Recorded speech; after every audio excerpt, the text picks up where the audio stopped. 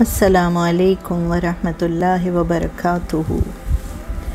सना 3 हिजरी में Medina Munawwara में इमाम हसन की विलादत हुई तो रसूल सल्लल्लाहु अलैहि वसल्लम बेटी के घर तशरीफ़ ले गए। आपने हज़रत अली से दरियाफ़्त किया, अली तुमने बच्चे का क्या नाम रखा? उन्होंने जवाब दिया कि मैंने बच्चे का नाम हर्ब रखा है। आपने फरमाया कि नहीं, इसका नाम हसन होगा, और अपना लुआब दहन बच्चे को चटाया। फिर अगले साल इमाम हुसैन की विलादत हुई, तब फिर आप तशरीफ़ ले गए और पूछा, अली बच्चे का क्या नाम रखा? उन्होंने कहा हर्ब। हज़रत अली बहादुर और जंगजू इंसान थे और हर्ब के मानी भी जंग के हैं, तो उन्होंने अपने मिजाज के मुताबिक बच्चे का नाम रखा था। रसूल अल्लाह ने कहा नहीं, हुसैन। फिर आपने फरमाया कि दुनिया में आज तक ये नाम किसी के नहीं रखे गए। अल्लाह ने मेरे बच्चों के लिए ये 2 नाम संभाल कर रखे थे। आपके दोनों नवासों ने आप रसूल करीम की आगोश रहमत में परवरिश पाई। आपने दोनों की तरबियत फरमाई।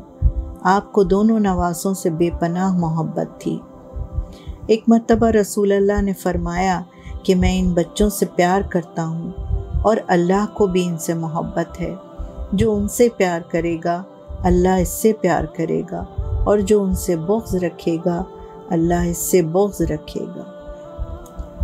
सुनन निसाई में एक हदीस मौजूद है कि ये दोनों बच्चे 2 और 3 साल की उम्र के सुर्ख रंग के कुर्ते पहने हुए डगमगाते डोलते मस्जिद में दाखिल हुए। रसूल सल्लल्लाहु अलैहि वसल्लम मिंबर पर तशरीफ़ फरमा थे और ख़ुतबा बयान कर रहे थे।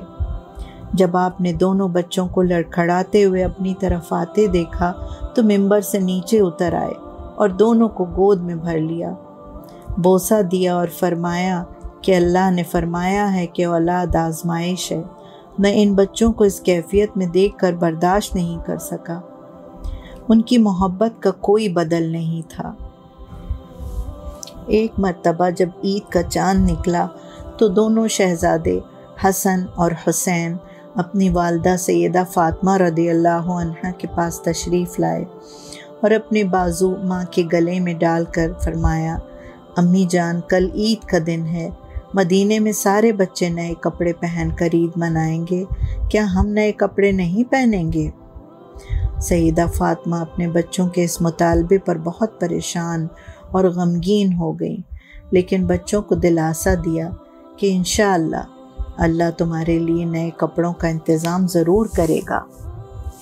आपने नमाज की नीयत बांधी। नमाज अदा करने की देर थी कि दरवाज़े पर दस्तक हुई। आपने पूछा, कौन?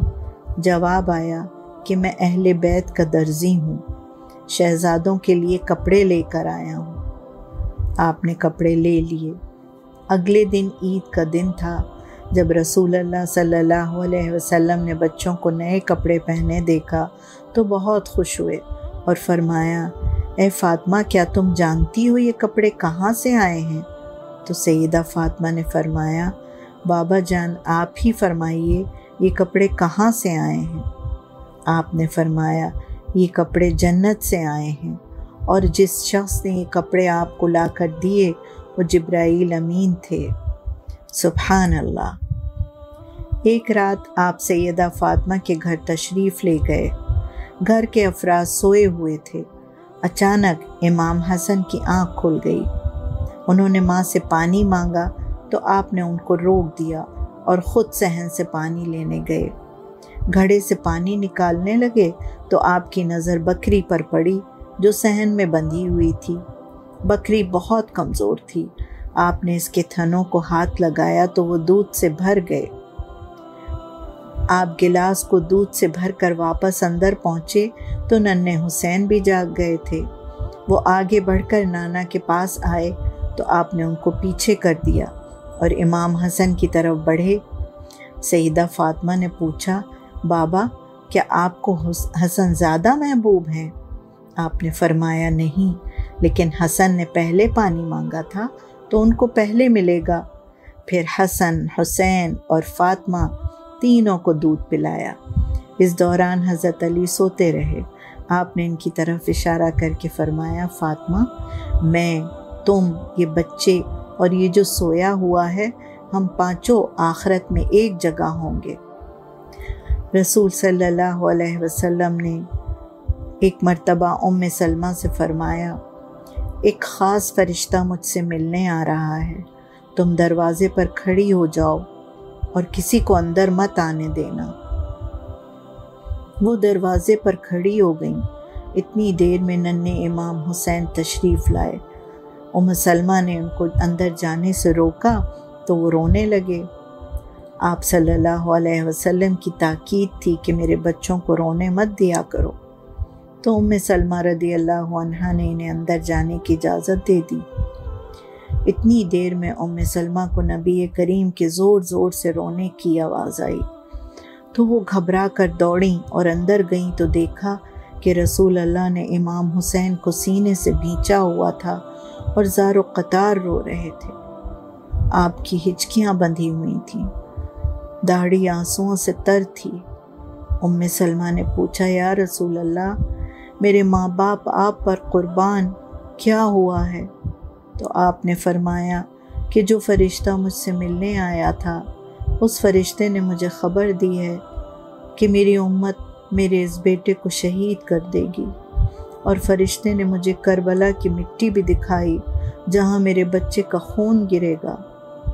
آپ کے لیے اس سے بڑا غم اور کیا ہو سکتا تھا کہ اپنے چہیتے نواسوں کے بارے میں ایسی خبر سنی، لیکن کوئی شکوہ بھی زبان پر نہ آیا۔ اللہ کی رضا میں راضی رہنے کی اس سے بڑی مثال شاید ہی دنیا میں کوئی اور ہو۔ آپ جانتے تھے کہ آپ کی امت آپ کے بچوں کے ساتھ کیا سلوک کرے گی، پھر بھی امت کی فکر میں مبتلا رہتے تھے۔ آپ صلی اللہ علیہ وسلم کے اس دار فانی سے کوچ کر جانے کے بعد صحابہ کرام اور خلفائے راشدین بھی حسن اور حسین رضی اللہ عنہما سے بہت محبت اور عقیدت رکھتے تھے۔ ایک روایت کے مطابق جب عمر بن خطاب رضی اللہ عنہ خلیفہ بنے اور ایک روز منبر رسول پر خطبہ دے رہے تھے کہ امام حسین علیہ السلام ان کے پاس تشریف لائے اور کہنے لگے کہ آپ میرے نانا کے منبر سے اتر جائیے اور اپنے والد کے منبر پر تشریف لے جائیے۔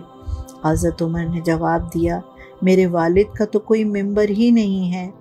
یہ کہہ کر حضرت عمر نے ان کو اپنے پاس بٹھا لیا اور نماز کے بعد وہ حسین رضی اللہ عنہ کو اپنے ساتھ اپنے گھر لے گئے اور ان سے کہا کہ آپ ہمارے گھر آیا کیجیے۔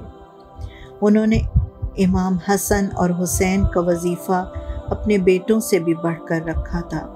اس پر عبداللہ بن عمر نے اپنے والد سے شکوہ کیا، آپ نے میرا وظیفہ حسین اور حسن سے کم کیوں رکھا ہے؟ ہمارا وظیفہ بھی برابر ہونا چاہیے۔ لیکن حضرت عمر بیٹے پر ناراض ہوئے کہ تم کس کی برابری کا مطالبہ کر رہے ہو؟ تم عمر کے بیٹے ہو اور وہ رسول صلی اللہ علیہ وسلم کے نواسے ہیں۔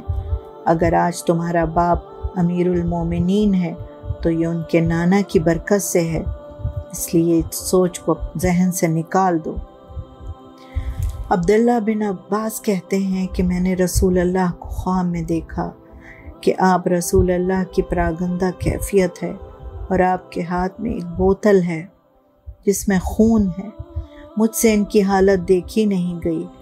میں نے کہا، یا رسول اللہ، میرے ماں باپ آپ پر قربان، آپ کو کیا ہوا ہے؟ آپ نے فرمایا، میں حسین اور ان کے ساتھیوں کا خون جمع کر رہا ہوں، انہیں شہید کر دیا گیا ہے، قیامت کے دن میں ان کا وکیل بنوں گا۔ عبداللہ ابن عباس کہتے ہیں، میری آنکھ کھل گئی، میرا جسم کانپ رہا تھا۔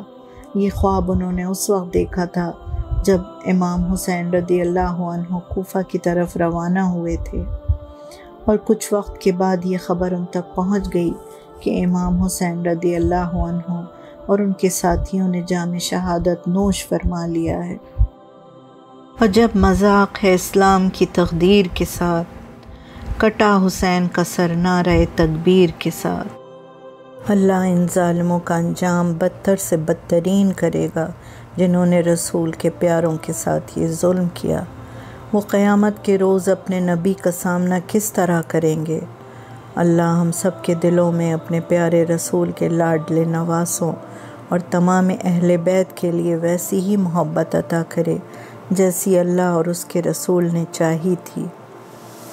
ہمارا اللہ بھی ایک ہے، رسول بھی ایک، قرآن بھی ایک ہے، رسول کا خاندان بھی ایک ہے، چاہے ہم شیعہ ہیں یا سنی ہیں، دیوبندی ہیں یا بریلوی ہیں، بس مقصد ایک ہے، اللہ کو راضی کرنا اور اس کے رسول کو راضی کرنا، اس کے خاندان کی عظمت کو دل سے قبول کرنا، اس کا اعتراف کرنا۔